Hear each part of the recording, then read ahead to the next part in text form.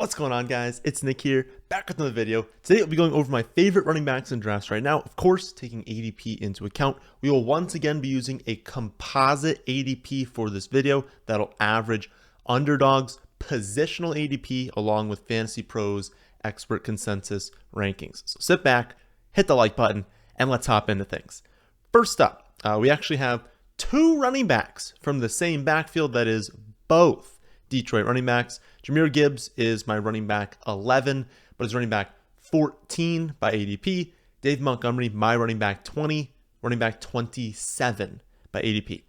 Many of you are probably going to get annoyed with how much I talk about both of these running backs this season, but I don't really understand why people aren't going all in on both of these two. Detroit was the #1 backfield for fantasy production last season. They scored 27 half PPR points per game when you combine all of the running back production. That is 1.2 more points per game than Dallas, who was second, 2 more points per game than the Chargers for third, and nearly double teams like the Rams and the Saints. In fact, if you add up all of the running back production from the Rams and Saints last season, it's only 3.2 more points per game than Lions running backs had last year. This backfield is a fantasy goldmine. And the scary part is they got better. Like, Jahmyr Gibbs is objectively better than DeAndre Swift. Devon Montgomery is better than Jamal Williams. If you don't believe me, which many of you have said he is not, that is fine. Maybe believe the Lions. They let Jamal Williams walk in free agency and then gave Montgomery a larger contract than they would have needed to give Jamal Williams. Montgomery also has at least 200 carries and at least 25 receptions in all 4 seasons of his career. So he's been incredibly durable and can be used far more than Jamal Williams in the receiving game. Jamal Williams was not that fantastic last season. They did not want to use him in the receiving game. We know Devon Montgomery is a plus in the receiving game. The Lions absolutely hated DeAndre Swift last season. I mean, they could barely look at the kid. They traded him away for next to nothing. They did not want to use him. And yet still, he was the running back 19 in points per game last season, since being a running back on this backfield is a cheat code in fantasy. So again, I am calling both of them must-draft running backs. I want to get as much of them as possible, though I will say, as you all know, I'm doing 1 draft per day over the entire offseason.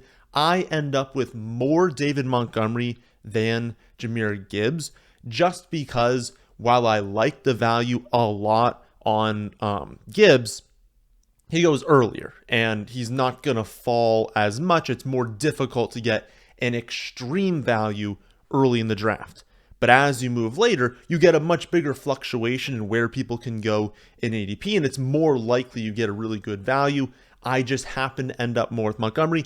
And also look at the fact, like, let's be honest, where Gibbs goes, well, there's a lot of other really good picks as well. As you get into Montgomery's range, I mean, the running back talent really starts to fall off. And so Gibbs, still a great pick. I still want a ton of him. I'm still very happy with getting him. I've listed him as one of my 5 must-draft running backs this season. But I think if we had to compare the two and I had to pick one, I like the value of Montgomery a little bit more. Moving a little bit later in the draft, I really like Devon Achane. He's my running back 33. Has a composite ADP of the running back 42. Mike McDaniel really wanted Achane in the pre-draft process, and it's pretty easy to see why. He has 100th percentile speed. That's something that McDaniel has built this offense around. Tyreek Hill, Jalen Waddle, Raheem Mostert all have at least 93rd percentile speed. He just wants really fast players on the field. McDaniel wants those home run hitters, and he's schemed up an offense to where if you have that speed, he's going to design plays to you, and you're very likely going to be successful, going to be efficient. And let's be honest, the running back room in Miami is not amazing. Raheem Mostert has been good, has been efficient when he's been healthy, but he's 31 years old right now. He's coming off his first season with over 140 carries. I wouldn't say that it's impossible that Devon Achane passes him on the depth chart, right? I would say it's probably likely. Behind him, you've got the forever mediocre Jeff Wilson. You've got Gaskin, Ahmed, very obviously mediocre running backs. Like, it's a very thin group.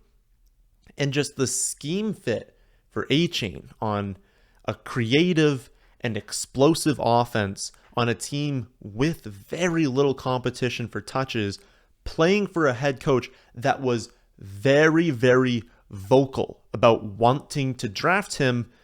That is a player you really want to get behind, especially when they don't even cost you a pick in the top 8 rounds. Like, we are getting very close to like the double-digit rounds, sometimes into the double-digit rounds when you need to draft Devon Achane.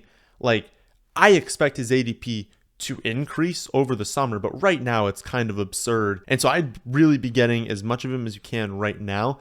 And my plan is to stay ahead of ADP on him all summer. Again, I think he'll gain steam. I think we're going to have some clips where he busts off really, really long plays. People get really excited about him, but especially right now, I would be drafting a lot of him.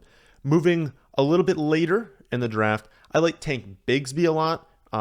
This is the last rookie we'll talk about in this video, and he's not someone I've talked a whole lot about in previous videos, but he's my running back 45 right now. He's 53rd by ADP, and it's not that I think ETN is bad. It's just that I think he's a little bit overrated, and that's actually coming from someone who really liked his situation last season. We thought that the Jaguars would take that step forward, elevate as an offense. He would be the clear number one because they didn't have any real talent behind him, and that he would produce really well. And for the most part that happened. I wouldn't say the produced really well part happened. He had a productive year. He ended up being a good pick last season, and the Jaguars were, a much better offense than people expected.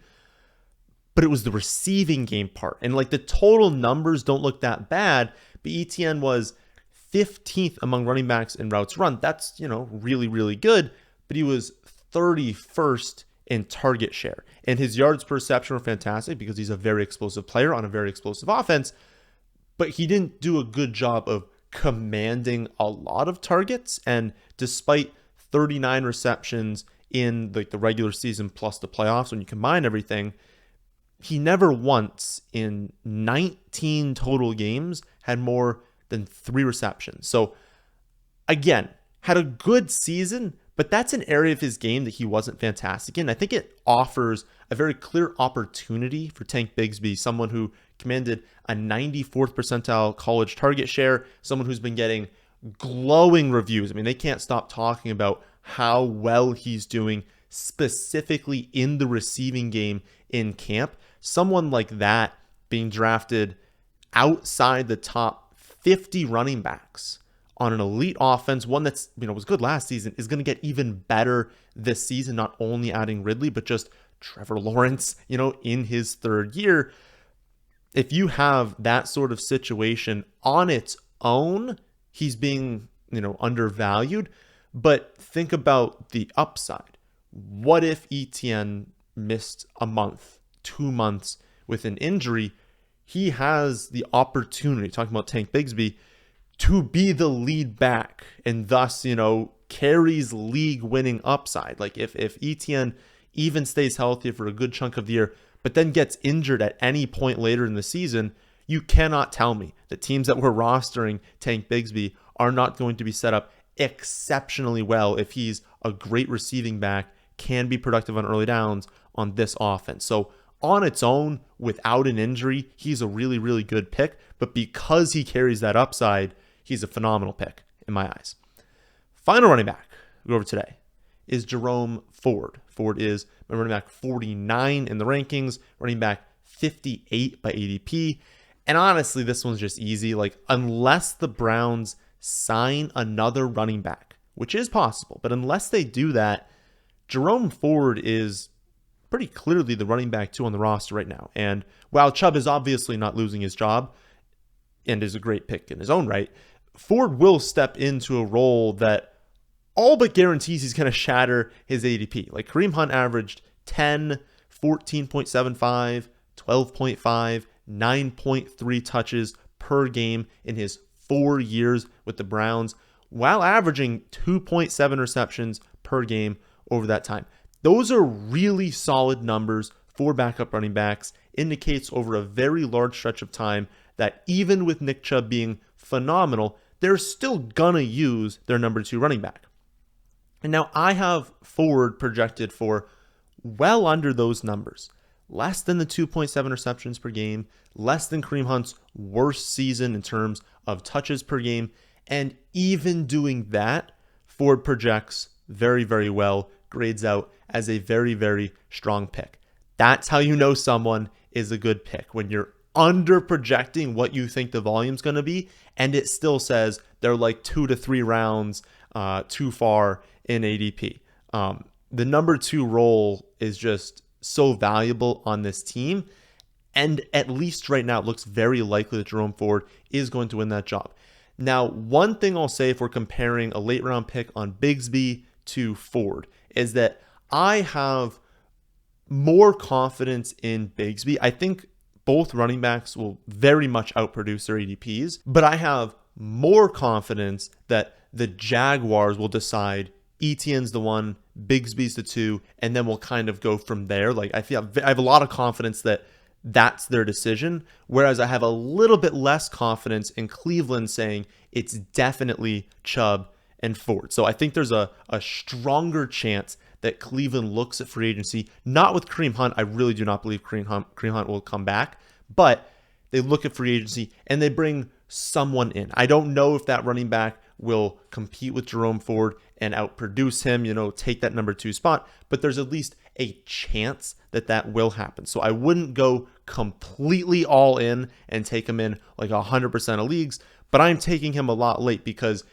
if it works out and Jerome Ford continues to be that lead guy, he's going to shatter this ADP. And just so we don't scare you guys too much, everything the Browns have said so far, like what their coaching staff has been saying, everything indicates that they do feel good about him. They're confident in him as the number 2. They trust him to handle all of the touches that Nick Chubb is not getting. So everything they're saying indicates that. I just think there's a higher chance they bring someone in than the Jaguars bring someone in.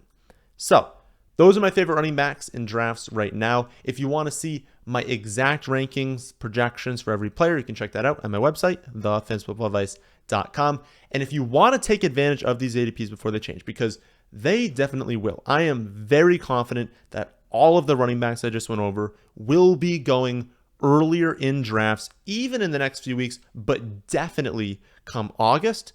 Then definitely head on over to Underdog, do some drafts right now. It is the best platform to be drafting on right now. A ton of fun to do throughout the summer. Plus, I have a fantastic deal for all of you. If you sign up for your first Underdog account using promo code FFA, they will not only match your first deposit up to $100. So let's just say you deposit $75, they will turn that in to $150. They will match it up to $100. But you'll also gain access to my Underdog rankings, which you can directly upload to the site, have that load as your pre-draft rankings. My Underdog optimal strategies articles, plus my Underdog optimal drafting app, all for free. So an amazing deal. All you have to do is sign up for your first Underdog account using promo code FFA and deposit at least $10. Then you're going to get all of that content and you're going to have a ton of fun drafting. So I'll be back tomorrow to go over the biggest ADP changes of the last week, Sunday to go over an optimal Underdog strategy, and then Monday, of course, for another episode of Mock Draft Monday.